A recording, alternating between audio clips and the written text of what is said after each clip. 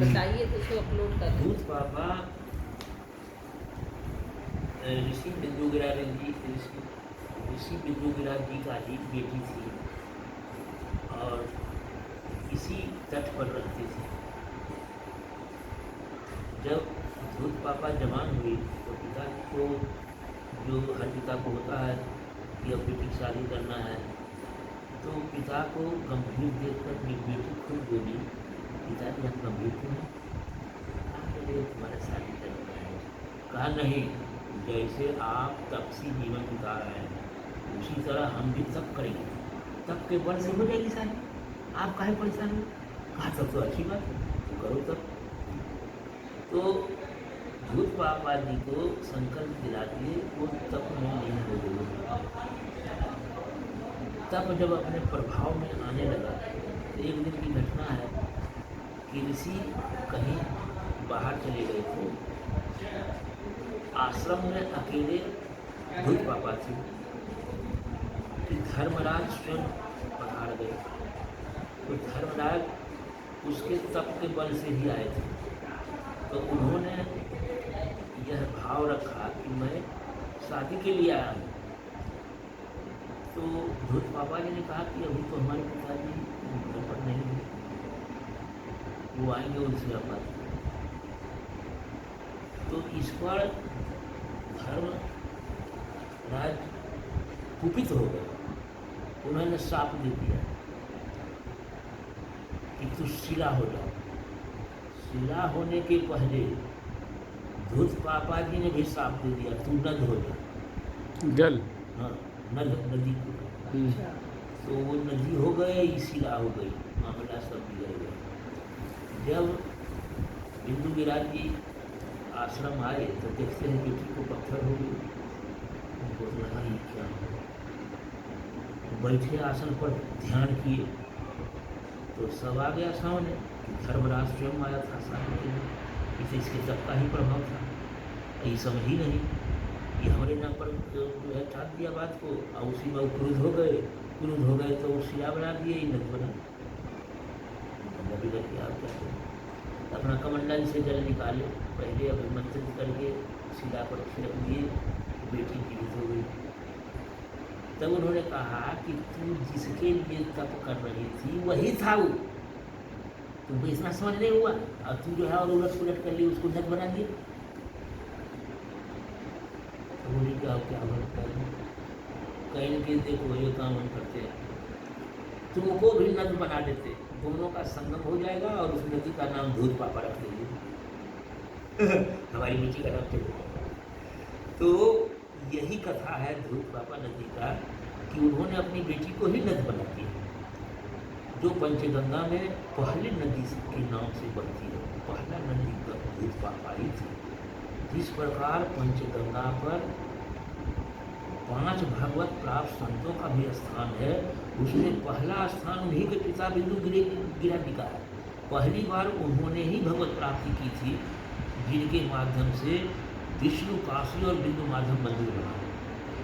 वो भगवान से कोई भी वरदान लेने को तैयार नहीं थे कि हमारा उद्देश्य तो था भगवत प्राप्ति, आप मिल गए, हमारा काम हो गया, अब आपको गए। भगवान ने कहा नहीं, मेरा सिद्धांत है, मैं जब चाहता हूँ तो कुछ देता नहीं। तो उन्होंने कहा जब देना है तो आप यहाँ से विष्णु काशी बना दीजिए।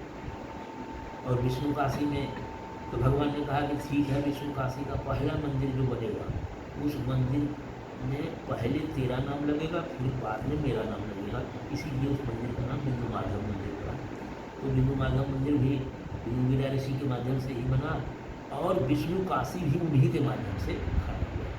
आज जो विष्णु काशी हम जानते हैं, इसी बिंदु माधव मंदिर का जो है सीमा क्षेत्र है, इसी के बाद इधर राजघाट तक आपको जाते हैं वो विष्णु काशी का है।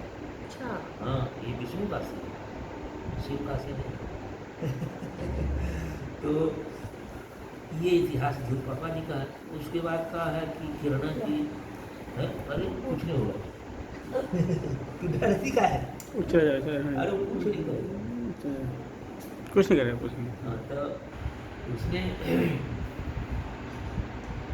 किरणा जी का इतिहास है कि गर्भस्थेश्वर नाथ जो कोमला गौरी मंदिर में विराजते हैं,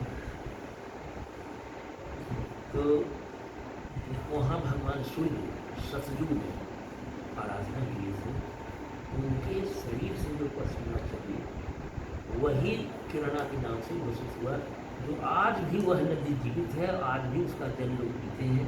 लेकिन जब गंगा जी पूरा से ही छोड़ देती हैं, साल में मुश्किल से 1 महीना के लिए 10 दिन के लिए जब पूरा से ही छोड़ के उतर जाती है, तब वो नदी चाहे किरणा चाहे दूध पापा दोनों नदी बहती हुई मिलती है, और उसका जल अभी भी पी के लोग समझ सकते हैं कि वह सीवर का पानी नहीं है, वो स्वच्छ जल है, पवित्र है, स्वास्थ्य है। और मैं भी पीता हूँ, भगवत कृपा तो ये है, सालों भर जो गंगा जल ही पीता हूँ। लेकिन इस समय जब गंगा जी पूरे दूषित हो जाते हैं, पूरा जल में बदबू आ जाता है, एक बूंद भी अगर ऊपर रखें तो बदबू फैल जाता है, उस स्थिति में किरणा जी और दूध पापा जी जहाँ बचाते हैं, गंगा जल पी के नहीं बच जाता है। और 5 नदियों में जो 3 नदी का संगम है, वो जब गंगा जी पृथ्वी पर आई हैं, तो प्रयाग से यमुना को मिलकर सरस्वती में मिलकर सबको लेकर आई हैं, तो 2 नदियाँ यहाँ पहले से बनती थी, 3 नदियों को गंगा जी लेकर आई हैं, तो 5 यहाँ नदी हो गई, इसलिए यहाँ पंचगंगा तक नाम पड़ा। और ये पूरे काशी का हृदय क्षेत्र माना जाता है, चूड़ामणि क्षेत्र को विश्व कहते हैं, जो काशी पूरे विश्व में धर्म की सबसे बड़ी नगरी है, उस काशी का ये हृदय है। पंचगंगा घाट तीर्थ स्थान काशी का हृदय स्थली। और उस पंचगंगा में मुझे भी शरण मिली, और संत एकनाथ जी का स्थान भी मिल गया, उनकी दिनचर्या मिल गई, और उसमें 19 वर्ष निकल गए। सबसे बड़ी बात ये है कि अब ये विश्वास हो गया है कि परमात्मा ने सहायता मिल रही है, योग लागू है, तो शेष जीवन भी मिल जाता है, क्योंकि हर तरह से सहाय है। हमको तो प्रारब्ध धक्का रोज मार रहा है, लेकिन रोज रोज बचा रहे हैं, तब जब ये स्थिति जारी रहेगी तो सारा जीवन तो परमात्मा के शरण में ही जाएगा। तो इसीलिए ना लोग कहते हैं कि अरे महाराज अब तो 24वां पुरस्कार जिस दिन आप टके कि कब भगवत प्राप्ति हो जाएगी, कौन कह सकता है। हाँ, जल्दी से जल्दी होगी। तब कहे कि अब तो हम विश्वस्त हैं कि अब या तो क्रम मुक्ति या श्रद्धा मुक्ति, वह तो होकर ही रहेगा। गीता जी जब कह रही हैं, देव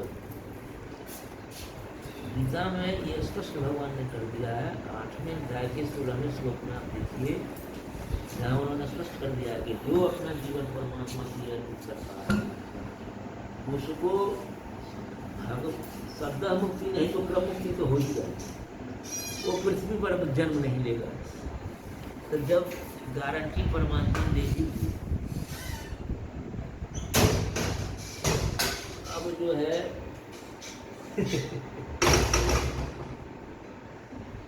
कहने मतलब है कि संतुष्ट इसलिए हूँ कि प्रारब्ध बस हो सकता है, भगवत प्राप्ति नहीं हुई। जैसा कि इतिहास है कि जब प्रारब्ध नष्ट हो जाता है तभी परमात्मा सामने होते हैं। प्रारब्ध की कोई जानकारी नहीं है, लेकिन परमात्मा शरण में लेगी तो श्रद्धा नहीं तो क्रम मुक्ति तो होगी। अब झंझट कहाँ है?